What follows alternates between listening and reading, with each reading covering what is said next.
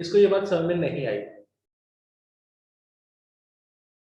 सभी को ये समझ में आया कि अगर मेरे को घनत्व दे रखा है, घनत्व से आवणिक द्रव्यमान कैसे ज्ञात करूं, निकाल सकता हूं मैं?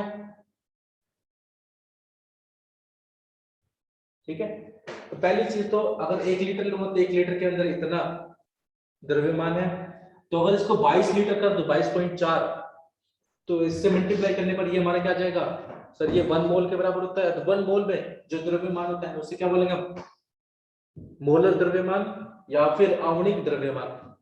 जैसे ही आणविक द्रव्यमान यानी मोलिकुलर मास हमको पता चल जाएगा, हम क्या करेंगे, उसको 2 से डिवाइड कर देंगे, जो कि कितना आएगा 3.9872 डिवाइड बाय 2। ये क्या आ जाएगा हमारा वाष्प घनत्व। कितना आएगा वाष्प घनत्व, डिवाइड करके बताओ मेरे को।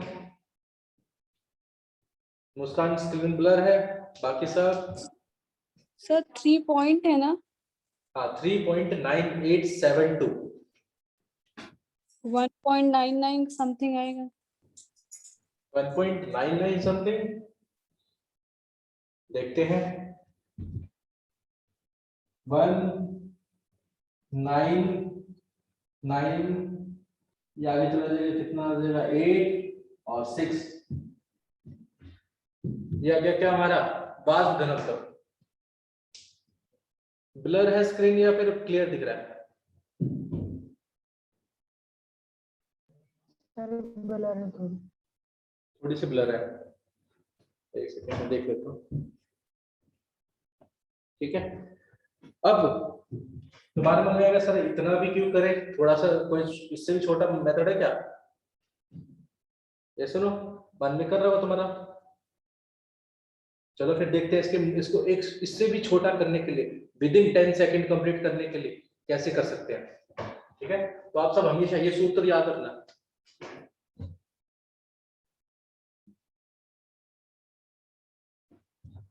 तो सर एट द एंड हमको 22.4 से मल्टीप्लाई करना है। अगर मैं घनत्व को सीधा भी सीधा 22.4 और 2 से डिवाइड करना है, तो मैं एक काम करता हूं, मैं जो भी घनत्व दे रखा है उसको किससे मल्टीप्लाई कर दूं,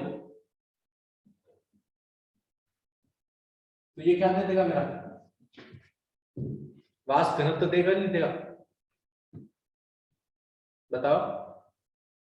सर 11 पॉइंट है। हाँ 11.2, 11.2। ठीक है, यही होगा, बताओ। वही सारी चीजें हमारी एक ही बार में फॉर्मूले में डायरेक्टली हो जाएगी। एक सेकंड में चेक कर लेता हूं। Recording in progress.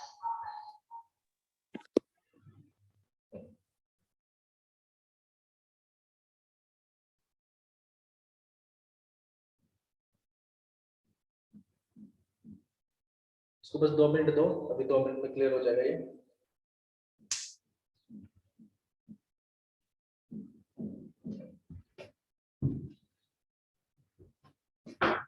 तो पहले तो ये बताओ, अगर मैं घनत्व दे रखा है, वाष्प घनत्व निकालने का सही तरीका पता चल चुका, जल्दी से जल्दी निकाल दोगे? देखिए कैसे निकालोगे।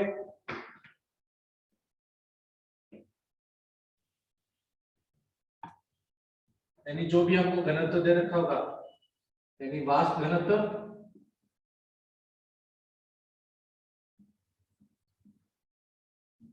इंटू सर 11.2, और ये हमारा आ जाएगा घनत्व। अब वो भी कौन सा घनत्व, परम घनत्व। ठीक है मुस्कान, मैं अभी रिपीट कर देता हूं। हम बात कर रहे हैं किसकी, ठीक, हम बात कर रहे हैं वाष्प घनत्व की। अगर वाष्प घनत्व दे रखा है, अगर हमारे पास कोई भी गैस दे रखी है जिसका नाम नहीं बता रखा, अगर नाम नहीं बता रखा तो हम आणविक द्रव्यमान ज्ञात कैसे करें? सिर्फ और सिर्फ उन्होंने घनत्व दे रखा है, हमको चाहिए आणविक द्रव्यमान। आणविक द्रव्यमान को ज्ञात करेंगे घनत्व से, तो हमने क्या पता है कि हमको पता है कि 1 लीटर के अंदर सर इतना द्रव्यमान होगा। कितना, जितना यहाँ पर दे रखा है डेंसिटी यानी हमारा घनत्व दे रखा है। अगर मेरे 1 मोल के अंदर कितना लीटर होता है गैस, सिर्फ 22.4 लीटर। तो अगर इस 1 लीटर को 22.4 से मल्टीप्लाई कर दूं यानी मेरा 1 मोलर आयतन आ जाएगा। और 1 मोलर आयतन के अंदर आता है 1 मोलर द्रव्यमान यानी मोलिकुलर मास, आवधिक द्रव्यमान। ये हमारा द्रव्यमान, इसको 22.4 से मल्टीप्लाई कर दोगे, ग्राम में आ जाएगा तुम्हारा क्या, आवधिक द्रव्यमान। जैसे ही हमारा आवधिक द्रव्यमान आया उसको हम 2 से डिवाइड कर देंगे, हमारा वाष्प घनत्व आ जाएगा। ठीक है। अगर हमको ये तरीका नहीं करना तो हमको एक फॉर्मूला और है हमारे पास, शॉर्ट ट्रिक, जिसे बोलते हैं हम वाष्प घनत्व। यहाँ पर जो वाष्प घनत्व होता है, और अगर हमको घनत्व दे रखा है, घनत्व को मल्टीप्लाई कर देंगे किससे, सर 11.2 से, तो जो भी आएगा आंसर मेरा वो कितना आ जाएगा, वाष्प घनत्व आएगा। यानी इस क्वेश्चन का जो आंसर है वो ऐसे भी निकाल सकते हैं। तो हमारा वाष्प घनत्व 11.2 इंटू 0.78 ग्राम। जैसे इसको मल्टीप्लाई करोगे तुम्हारा आ जाएगा 19986 वाष्प घनत्व। मुस्कान अब क्लियर हो गया?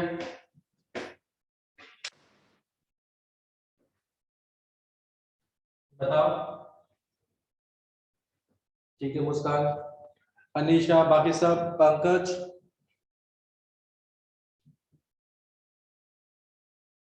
ठीक है। यहाँ पे सबसे पहले तो बस ये चीज हमको जाननी थी, अगर आपको घनत्व दे रखा है तो घनत्व से आवधिक द्रव्यमान कैसे ज्ञात करेंगे।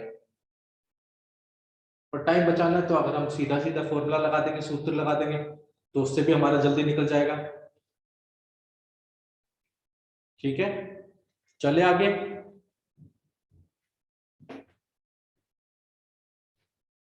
इसको एक बार नोट डाउन कर लो, फिर हम आगे चलते हैं।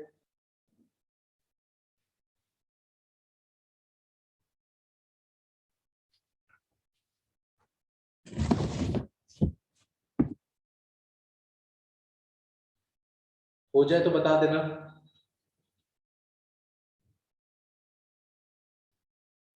सर कर लेना। कर लिया? ठीक है, चलो मैं इसको मिटा दो।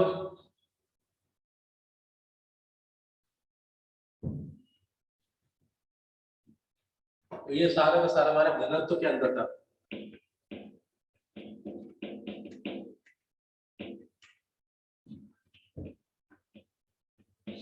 तो घनत्व के बाद अब हम पढ़ेंगे हमारी रासायनिक अभिक्रिया। पहले तो वो जानेंगे रासायनिक अभिक्रिया क्या होती है, फिर हम जानेंगे रासायनिक समीकरण क्या होता है, और फिर हम जानेंगे बैलेंस केमिकल इक्वेशन या संतुलित रासायनिक समीकरण। सर इस चैप्टर से समथिंग कितना वेटेज है? वेटेज इससे 2-3 क्वेश्चन हमेशा आते हैं, मोल से हमेशा क्वेश्चन पूछे जाते हैं, और साथ के साथ ये जो मोल कॉन्सेप्ट है ये बाकी चैप्टर में भी तुमको रिलेट होगा।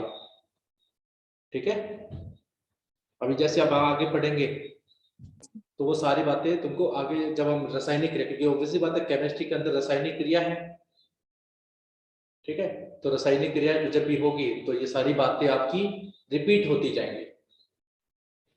मैं ज्यादा टाइम नहीं लूंगा, डोंट वरी, शॉर्ट में ही जल्दी जल्दी करवाने की कोशिश करूंगा ताकि आप सबको आसानी से समझ में भी आए और हम ज्यादा से ज्यादा क्वेश्चन प्रैक्टिस भी कर सके।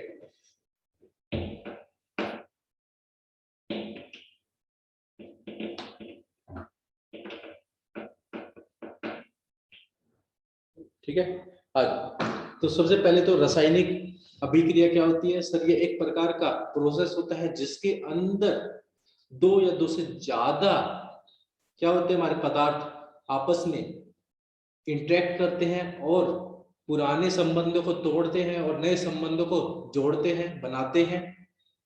ठीक है, तो इस प्रोसेस को हम क्या बोलेंगे? केमिकल रिएक्शन बोलेंगे।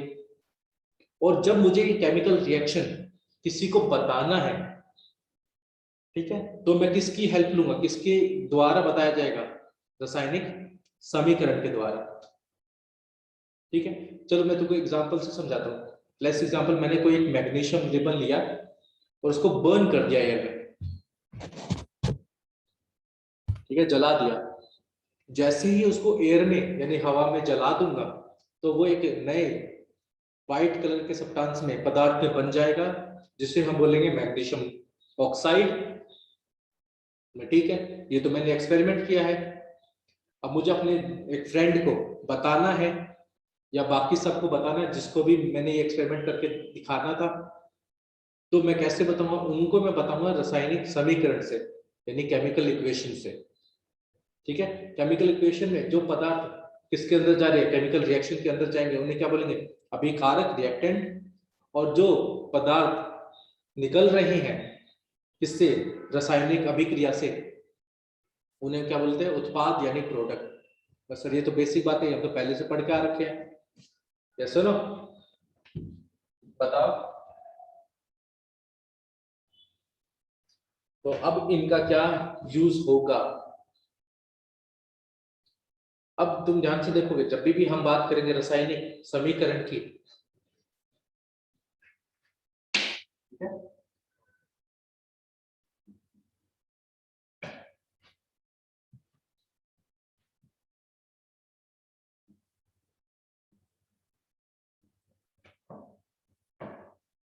इंग्लिश में से बोलते हैं केमिकल इक्वेशन।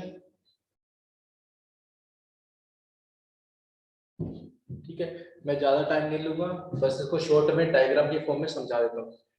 रासायनिक समीकरण हमारे पास दो तरह की होती हैं। ठीक है, एक को बोलते हैं सिंबल इक्वेशन और दूसरी को बोलते हैं हमारा वर्ड इक्वेशन। ठीक है, सिंबल में हम चिन्ह, प्रतिचिन्ह का यूज करेंगे, सिंबल्स का यूज करेंगे, किसको बताने के लिए? रासायनिक अभिक्रिया को बताने के लिए। ठीक है, जैसे मैंने क्या किया था, मैग्नीशियम को हवा में जलाया था और क्या बनाया था? Magnesium oxide. तो मैग्नीशियम जो कि सॉलिड है, हवा में क्या प्रेजेंट है? ऑक्सीजन, जो किस अवस्था में है? गैस अवस्था में। इसको जब मैंने जलाया, जलाते ही मेरा ये बन गया क्या? मैग्नीशियम ऑक्साइड, जो कि सॉलिड है। तो यहाँ पर हम क्या यूज कर रहा हूँ? सिंबल्स का यूज कर रहा हूँ। और वहीं पर जब मैं इसके नाम और फॉर्मूलेस का यूज करूंगा, तब मैं इसको क्या बोलूंगा?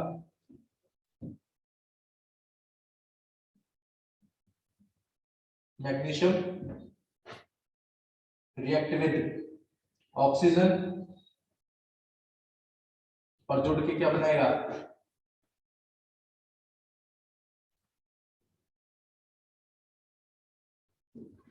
Magnesium oxide. ठीक है, तो यहां पर मैं नाम का यूज कर रहा हूं। ठीक है, अब जब भी हम रासायनिक समीकरण पढ़ते हैं, ये दो तरह के होते हैं। एक होता है जिसके अंदर हम बात करते हैं किसकी? संतुलित की, और दूसरे अनसंतुलित। सर, संतुलित और अनसंतुलित में क्या डिफरेंस होता है, कोई बताएगा? वैसे तुम सबको पता होगा, बट बताओ मैं। ठीक है, संतुलित और असंतुलित में क्या डिफरेंस होता है, क्या भेदभाव होता है उनके अंदर?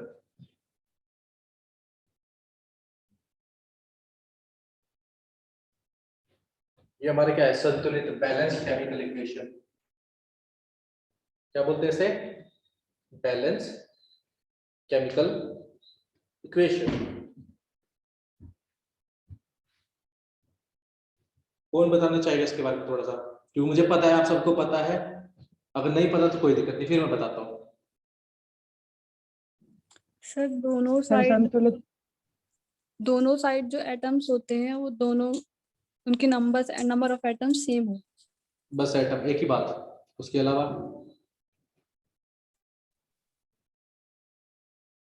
नंबर ऑफ एटम सेम होते हैं, उसके अलावा और कुछ नहीं होता।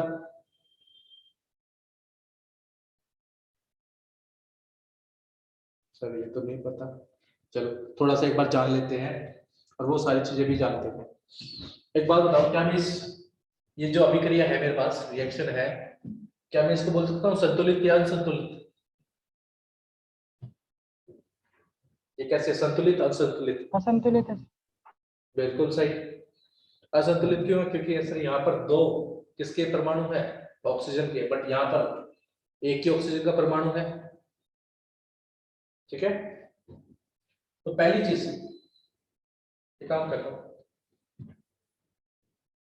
अगर ये इसको नोट डाउन कर लो, अगर नोट डाउन करना है नहीं तो मैं रेस करके संतुलित के बारे में सारी बातें लिखवा देता हूँ, ये बता देता हूँ। ठीक है, मिटा दो इसको, पहले तो बताओ, मिटा दो, बताओ। सर मिटा दो। ठीक,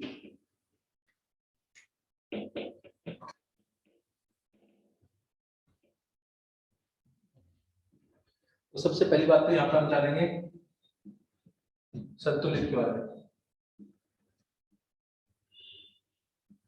संतुलित रासायनिक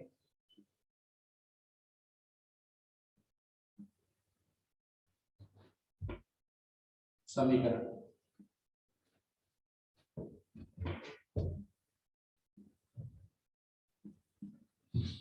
इंग्लिश में बोला जाता है इसे बैलेंस्ड केमिकल इक्वेशन। अब आप सबने एक बात तो बताई मेरे को, जो सबसे पहली बात बता दी कि सर संतुलित के अंदर जो परमाणु एटम है, number of atoms at reactant side, अभिकारक की साइड जितने भी हमारे परमाणु होंगे वो बराबर होने चाहिए तो उत्पाद की साइड के परमाणुओं के बराबर। ठीक है, ये तो आप सबने बताया, इक्वल नंबर ऑफ एटम्स होना चाहिए of each element on both side. ठीक है, इसको हम बोलते हैं POAC।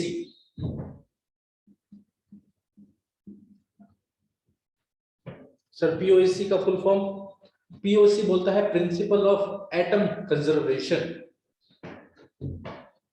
सर समझ में नहीं आया, अभी जानते हैं। Principle of atom conservation. ठीक है, अगर हिंदी में बोला जाए, हिंदी में बोलते हैं परमाणु संरक्षण का सिद्धांत। क्या बोलते हैं इसे? परमाणु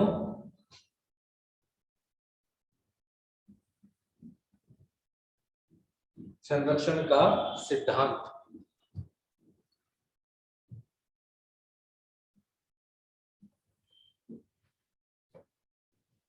ठीक है, यानी जितने परमाणु किसी भी अभिक्रिया में, रिएक्शन में जाएंगे उतने ही परमाणु उससे निकलेंगे भी। ऐसा नहीं कि दो जा रहे हैं तो एक निकल रहा है। ठीक है, और दूसरी चीज, ये तो आप सबने बता दिया था। दूसरी चीज, रिएक्टेंट साइड पर जितना चार्ज होगा, आवेश होगा, उतना ही चार्ज प्रोडक्ट साइड पर भी होना चाहिए। क्या होना चाहिए? प्रोडक्ट साइड पर होना चाहिए। ठीक है, तो ये फॉलो करते हैं, किसको फॉलो करते हैं? पालन करते हैं। ये पालन करते हैं किसका? Law of conservation of charge का। Follow law of charge conservation.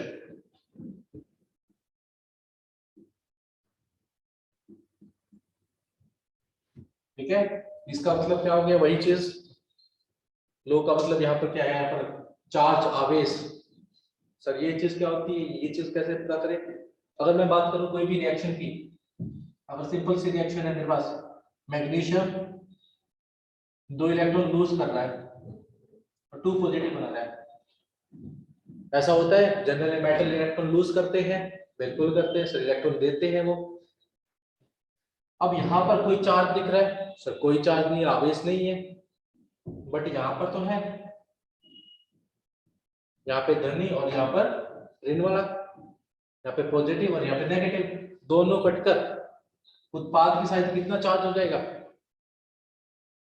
Sir zero, यानी इस साइड भी कोई चार्ज नहीं और इस साइड भी कोई चार्ज नहीं होगा नेट। अगर पूरा देखेंगे तो ना तो प्रोडक्ट साइड कोई चार्ज, ना ही रिएक्टेंट साइड कोई चार्ज है। दूसरी बात समझ में आई?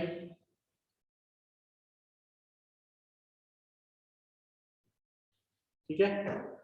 और बैलेंस केमिकल इक्वेशन, संतुलित में एक और बात याद रखना है, जो हमारी भौतिक अवस्थाएं होती है उनको हम ब्रैकेट में दिखाते हैं।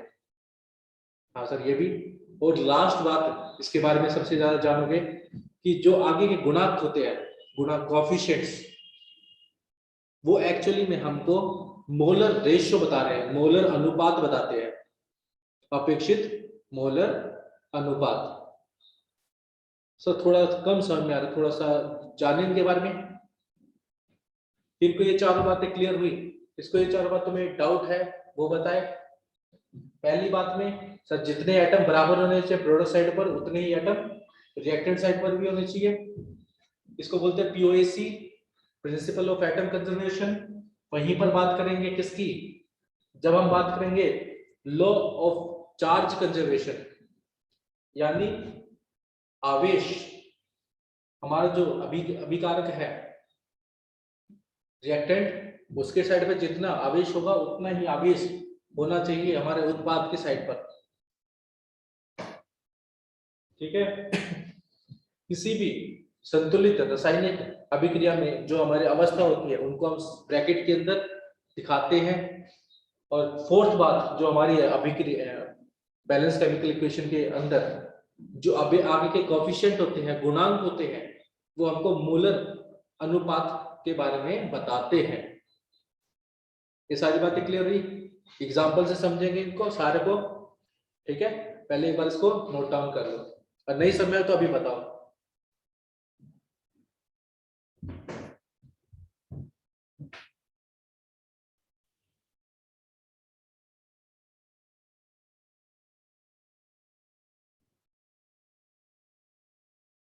हो जाए तो बता देना मेरे को।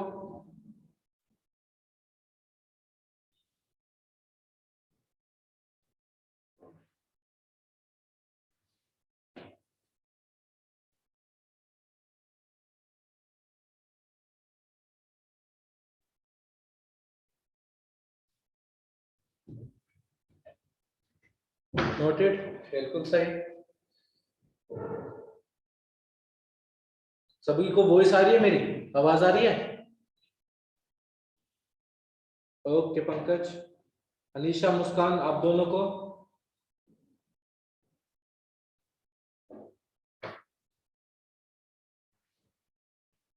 ठीक है, चलो मैं आपको एक चीज बताता हूँ कि अगर हमारे पास कोई भी संतुलित अभिक्रिया हो, उससे हम क्या क्या बातें जान सकते हैं। ठीक है, चलो।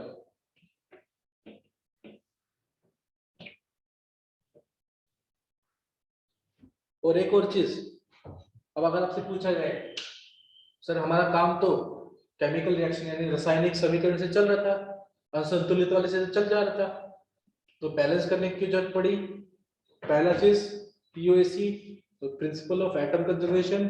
दूसरा बात सर द्रव्यमान यानी द्रव्यमान संरक्षण का सिद्धांत, principle of conservation of mass. वो भी ध्यान रखना कि हम बैलेंस क्यों करते हैं किसी भी केमिकल इक्वेशन को, सर उस नियम को फॉलो करवाने के लिए, उस सिद्धांत को फॉलो करवाने के लिए। ठीक है, तो मैं आप सबके सामने एक छोटा सा इजी सा एग्जांपल ले लेता हूं।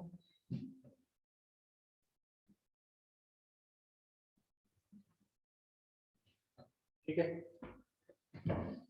तो आप सब बताएंगे, मेरे को दो एग्जांपल दे रहा हूं मैं आप सामने, एक KCl, और आप बताएंगे कि किसको आपको ज्यादा समझना है। चलो इसी को ले लेते हैं। ये हमारे पास है पोटेशियम क्लोरेट, इसको जब हीट करते हैं तो ये टूट जाता है किसमें,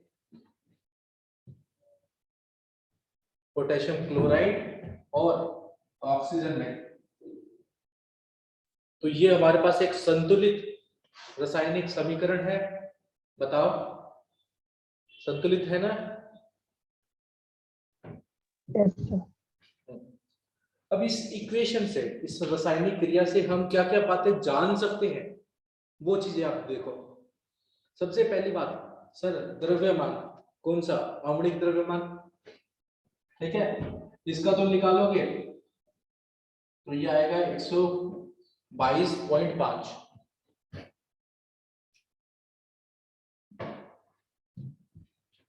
ठीक है। वहीं पर अगर तुम इसका निकालोगे, ये हमारे पास आएगा अप्रोक्सीमेटली 74.5, ये KCl का द्रव्यमान आ जाएगा।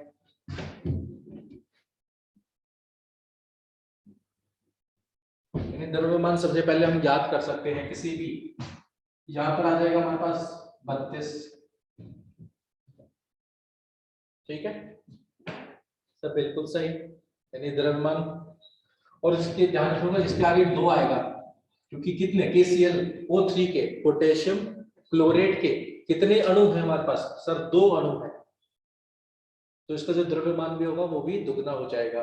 वहीं पर इसका भी दुगना और इसका कितना आ जाएगा, तिगुना। आप सब एक बात नोटिस करोगे, इसका जो द्रव्यमान आएगा वो इन दोनों के द्रव्यमान के सम के बराबर होगा।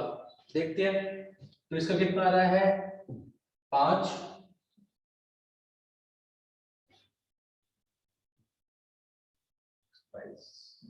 हाँ 245 ग्राम,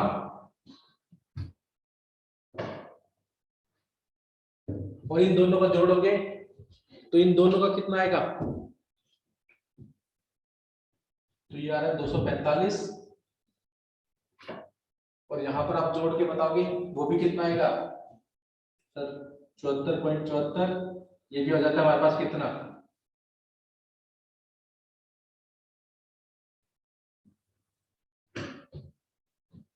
प्लस उसके अंदर कितना ऐड कर दोगे, 96, अगर ये ऐड करोगे ये भी कितना आ जाएगा 245, ये सुनो, तो तुम देख रहे हो कि जो द्रव्यमान है जितना रिएक्शन के अंदर गया उतना ही रिएक्शन से बाहर निकला, ठीक है। अभिक्रिया के अंदर जितना द्रव्यमान गया है उतना ही द्रव्यमान निकला है, किससे, रिएक्शन से। तो पहली बात तो द्रव्यमान हम याद कर सकते हैं। दूसरी बात मोल, अगर इसके 2 मोल हैं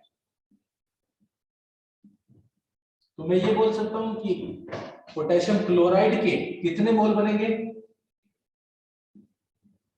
सर, वो भी 2 मोल बनेंगे, और ऑक्सीजन के मेरे पास बनेंगे कितने मोल,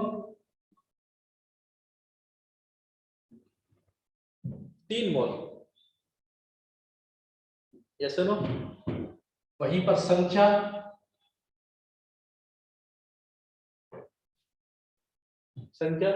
अगर ये अणु एक्चुअली में देखोगे तो ये 2 अणु हैं, तो 2 अणु से मेरे को 2 अणु मिल रहे हैं किसके,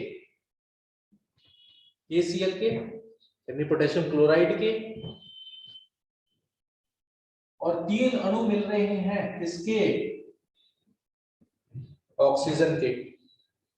तो अणु भी ज्ञात कर सकते हैं, क्या ज्ञात कर सकते हैं, अणु।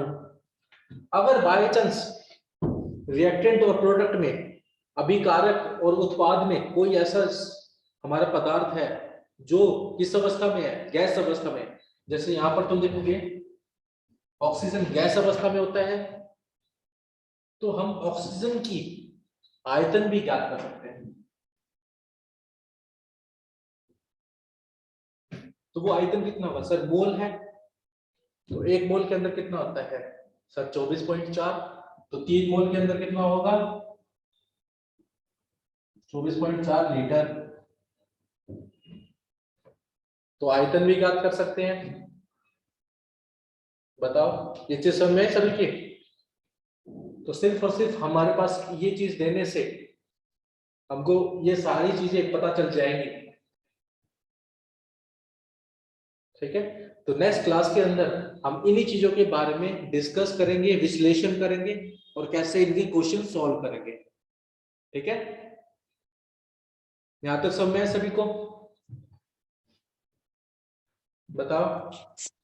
सर KCl में पोटेशियम सॉलिड है एंड क्लोरीन गैस है। नहीं, ये KCl पूरा पूरा सॉलिड है और ये Yes, sir. पोटेशियम ये भी सॉलिड है और ये गैस है।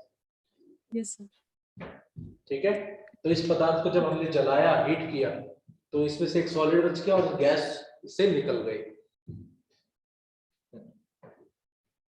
ठीक है, यहाँ तक सब में क्लियर हो गया? अगर कोई रासायनिक क्रिया दे रहा है तो उनसे हम ये सारी बातें ज्ञात कर सकते हैं संतुलित से। चले फिर नेक्स्ट क्लास में मिलते हैं। ठीक है, नेक्स्ट क्लास में तो फेस टू फेस मिलोगे, तो पहले आते ही एक काम करना, मॉड्यूल का, हाँ हमने क्या किया था होमवर्क में? होमवर्क में दिया था मैंने क, ख और ग। ये तो मैंने लास्ट क्लास में दिया था, ए और बी और सी भी करना है साथ में। तो इन तीनों के हम क्या करेंगे, क्वेश्चंस डिस्कस करूंगा मैं आपके सामने, आप सब सोल्व करके लाना। ठीक है सर बी सर, के पूरे क्वेश्चन करना है। वो पाते हैं। हाँ, ए बी और सी के पूरे क्वेश्चन करने हैं। क्या बोल रहे हो अनीशा? सर ये जितने कॉन्सेप्ट यहाँ पे पता चलते हैं, उन कॉन्सेप्ट के पूरे क्वेश्चन सॉल्व नहीं हो पाते, उनमें थोड़ा सा रहता है। तो कोई दिक्कत नहीं, उसके लिए तो हम हैं। जो नहीं Yes, सोल्व sir. हो पाते वही तो डाउट क्लास में हम कुछ सॉरी डिस्कस करेंगे। ओके जो सर। आसान वाले तो वो तो सोल्व हो जाएंगे। जो हमारे पास गिने Yes, चुने 3-4 क्वेश्चन बचेंगे, उन क्वेश्चन को हम क्लास में मैं सोल्व करा दूंगा। Okay sir. वो चीज होती है हमारी क्वेश्चनों में। ठीक है, चलो फिर मिलते हैं। हैव अ नाइस डे, अच्छे से पढ़ना।